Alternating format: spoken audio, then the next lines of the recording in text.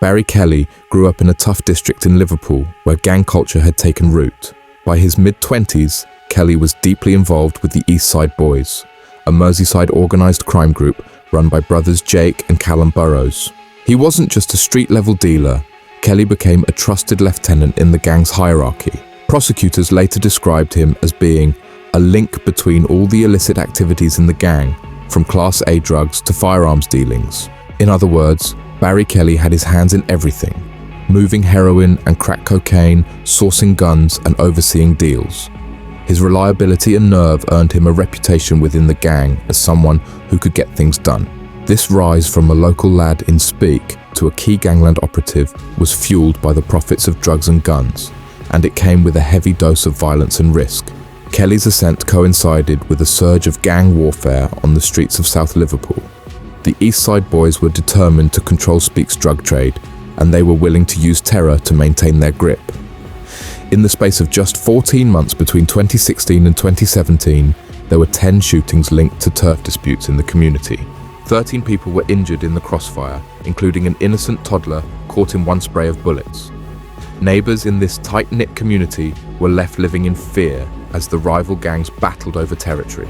Barry Kelly's rise happened amid this chaos. He proved his loyalty by helping the gang smuggle Class A drugs and stockpile firearms, bolstering their firepower for the ongoing gang feuds. It was a trial by fire on the streets, and Kelly's actions showed he was all in. Each deal he arranged and each weapon he moved up the chain cemented his standing in the crew. By 2017, the once small-time dealer had become a major player in a gang that ruled its patch through fear and intimidation. Under the Burrows brothers' leadership, the East Side Boys flooded the streets with drugs and an arsenal of guns. The gang's cash read like an armory: a vintage St. Etienne revolver, a high-powered Tikka hunting rifle, multiple Smith & Wesson revolvers, sawn-off shotguns, and more. They even buried some of these firearms in the local woodlands to hide them from police searches. Barry Kelly's role in this was pivotal. He acted as a gun runner, ferrying illicit weapons between suppliers and the gang's stash houses. When the East Side Boys entered a turf war with a rival crew, Kelly helped ensure that his gang was well armed for the fight. This included linking up with Christopher Wallace, a notorious bomb maker from Wirral, who had access to firearms and even homemade pipe bombs. Through Wallace and other contacts, Kelly and the Burrows brothers secured new guns to outgun their enemies. It was an arms race playing out in the back streets of Liverpool. Drugs were the gang's lifeblood, and Kelly was deeply involved in that trade as well. Heroin and crack cocaine were trafficked in from outside cities and sold on the street corners. The crew guarded stash houses, properties used to store drugs and cash, and weren't above cuckooing vulnerable people out of their homes to use as bases. Cuckooing is a tactic where criminals take over someone's home, often a vulnerable resident, and use it for drug dealing. One known hub was a family home on Eastern Avenue in Speke, owned by gang member Lee Price. Price turned his home into a drug den, where runners collected supplies and cash, making it a target in the gang war. In fact, rivals carried out a drive-by shooting at that house in a bid to intimidate the East Side Boys. Bullets ripped through the walls of the Eastern Avenue property, terrifying local families and showing just how far the conflict had escalated. Each violent incident like this only drew more police attention to the area. On the streets, the East Side Boys tried to stay one step ahead of law enforcement. They used unlicensed scrambler bikes to zip between alleyways and parks, knowing that police cars couldn't easily follow. Dealers would normally ride off roads to deliver drugs or evade police patrols, riding through the maze of housing estates. In response, Merseyside police adapted their tactics, imposing new public space protection orders to seize bikes and even deploying their own off-road units. The gang also kept their communication tight, using cheap burner phones and coded messages. But despite their efforts to operate in the shadows, the trail of violence was leaving a glaring mark on Speke. Each shooting, each seized weapon, and each overdose in the community added urgency to the police investigations that was steadily closing in on Barry Kelly and his associates. By early 2017, Merseyside police could no longer tolerate the bloodshed in Speke. Detectives launched Operation Bombay, a long-term covert operation targeting the East Side Boys and their supply network. This operation would become one of the most significant law enforcement efforts the area had ever seen. It began quietly, with months of surveillance, informants, and gathering of intelligence. Undercover officers tracked the gang's movements, identified safe houses, and mapped out the hierarchy from street dealers up to the Burrows brothers and their gun suppliers. Stash houses like the Eastern Avenue Den were put under watch. Officers noted frequent comings and goings, the hand-to-hand deals, the couriers with packages, and the enforcers with weapons. Community tip-offs also played a role. After years of living in fear, some Speke residents began to cooperate with police, providing anonymous information about who was behind the mayhem. This was a courageous step in a neighborhood where grassing could lead to violent retributions. But it paid off. In January 2018, as part of Operation Bombay, police raided and shut down the Eastern Avenue drug den, literally boarding it up to send a message. This was a major blow to the gang's operations.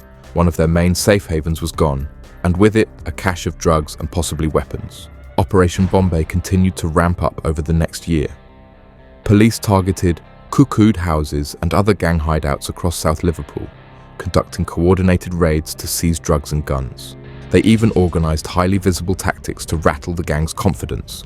In one instance, a convoy of squad cars and armed matrix units paraded through Speke and neighbouring districts at night, a show of force aimed squarely at the gangs. Behind the scenes, investigators painstakingly linked evidence together. Fingerprint matches on firearms, DNA on bullet casings, phone records connecting Kelly's crew to Christopher Wallace's network. Every piece of evidence tightened the noose. Finally, in May 2019, the operation reached its climax. Dramatic dawn raids swept across Merseyside and beyond. Barry Kelly was among the targets. On the morning the raids came, he was caught completely off guard. Teams of officers forced entry into multiple addresses simultaneously, using stun grenades and battering rams. Kelly was arrested, as were the Burrows brothers, Lee Price, and dozens of others tied to the conspiracy. Over in Wirral, bomb maker Christopher Wallace was captured as well. The police seized firearms, including loaded handguns and a sawn-off shotgun hidden in grass by an associate's house. They found pipe bombs in Wallace's garage that, according to prosecutors, could have killed and maimed innocent people. Huge quantities of heroin, cocaine, and cannabis were recovered along with stacks of cash. Operation Bombay had delivered a devastating blow to organised crime in Liverpool. After 2 years of relentless work, the gang's key players were in handcuffs, and their deadly feud was effectively ended on that day. The takedown of the East Side boys and their associates led to one of the largest gang prosecutions Liverpool has seen. In the following months, Barry Kelly and 21 other conspirators faced justice at Liverpool Crown Court. The sheer scale of the case was staggering. Prosecutors detailed how this crew ran drugs across county lines, stockpiled weapons for gang warfare, and even conspired to smuggle contraband into prisons. Many defendants, including Kelly, chose to plead guilty when faced with the mountain of evidence. Others were convicted after a trial.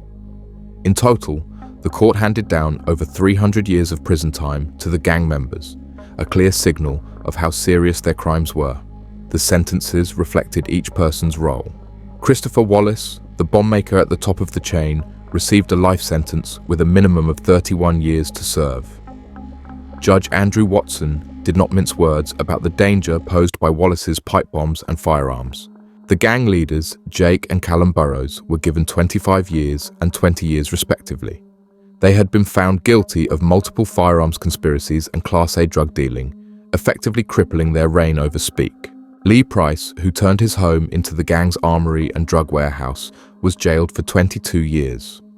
Prosecutors revealed his telephone contact with the Burrows on the very day they went shopping for guns at Wallace's garage, implicating him deeply in the weapons ring.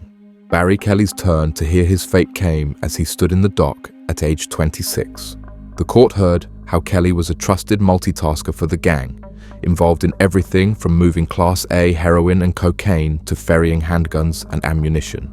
He even admitted to a scheme where he attempted to throw illicit items over a prison wall, trying to supply inmates on behalf of the gang. In the end, Barry Kelly pleaded guilty to conspiracy to supply Class A and B drugs, 3 firearms offences, and the prison smuggling plot. For this breadth of criminal activity, the judge sentenced him to 18 years in prison. At just 26 years old, Kelly was looking at the better part of 2 decades behind bars, a harsh, if not unexpected, punishment for his key role in the conspiracy. Other members of the network were dealt with in turn. Anthony Tierney, an associate who acted as a liaison between Wallace's gun outfit and the Burrows crew, got 20 years and 3 months behind bars. A getaway driver turned drug courier in the group received 14 years. Even a 21-year-old foot soldier named William Troke, caught selling cannabis on a street corner, found himself in court. Though in his case, the judge noted Troke had tried to turn his life around and suspended his 21-month sentence, sparing him from immediate prison time.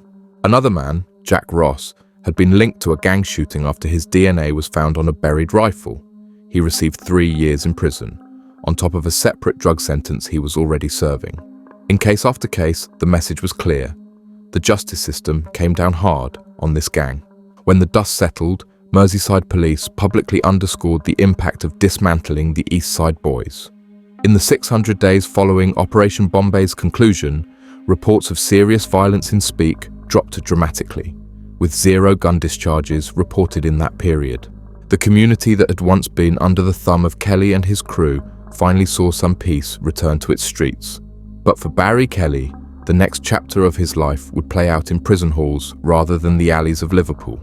Barry Kelly spent the first years of his long sentence in the British prison system, reportedly serving time at facilities like HMP Hindley and later HMP Garth as his security status evolved. Eventually, he was transferred to HMP Kirklevington Grange in North Yorkshire, a resettlement prison typically used to prepare inmates for eventual release. By 2025, Kelly had served around 6 years of his 18-year term. He was 32 years old and, on paper, had a distant hope of parole in the future if he stayed out of trouble. But fate had other plans. On May 25, 2025, Barry Kelly died in custody at HMP Kirklevington Grange under sudden and murky circumstances. The details of his death have not been fully disclosed to the public. An official prison service spokesperson confirmed the fatality in a brief statement. As with all deaths in custody, the prisons and probation ombudsman will investigate. In other words, authorities have begun an inquiry, as they routinely do, to determine if any foul play or negligence was involved. Kelly was just 32, a relatively young man, which makes his death stand out. No cause of death was announced immediately, fueling speculation on the prison grapevine and in his old neighborhood. The sudden end of Barry Kelly's life has raised unsettling questions. In the brutal world he inhabited, loyalty and betrayal are often matters of life and death. Some who knew of Kelly's gangland connections wonder if his demise was truly natural, or if it was the result of a long shadow cast by the East Side boys' enemies, or perhaps by former allies nursing grudges. Could it have been retaliation from someone he crossed, even behind bars? Was it related to the dangerous secrets he carried about the gang's operations? Such questions persist in whispers, though officially nothing has been stated to suggest murder. The prison investigation is ongoing, and until it concludes, Barry Kelly's cause of death remains an open topic of conjecture. What is clear is that his story ended as violently and abruptly as the life he once chose. Barry Kelly's trajectory from a young gang member on the streets of Speke to a high-ranking gun runner for the East Side boys, and finally to an early death in prison, paints a grim picture of gangland life. He lived and died by the code of the underworld, where fortunes are made on Class A drugs and illegal guns, and where any notion of safety is an illusion. The law enforcement operations like Operation Bombay showed the determination to reclaim communities from such gangs. And the collapse of Kelly's criminal network brought a welcome peace to Speke. Yet, the suspicious nature of his death at just 32 highlights that the consequences of gang violence don't end with a prison sentence. The reach of past deeds, lingering loyalties or vendettas can follow criminals long after the courtroom. In the end, Barry Kelly paid the ultimate price for his choices, leaving behind a trail of devastated communities and unanswered questions about what loyalty truly meant in his world. This has been a true story of crime and punishment in modern Britain, the true cost of gangland life. Thank you for watching. If you found this true crime story informative, please like and subscribe to the channel. We have many more true crime and law enforcement stories coming up, and your support helps us continue telling these important stories. Stay safe, and until next time.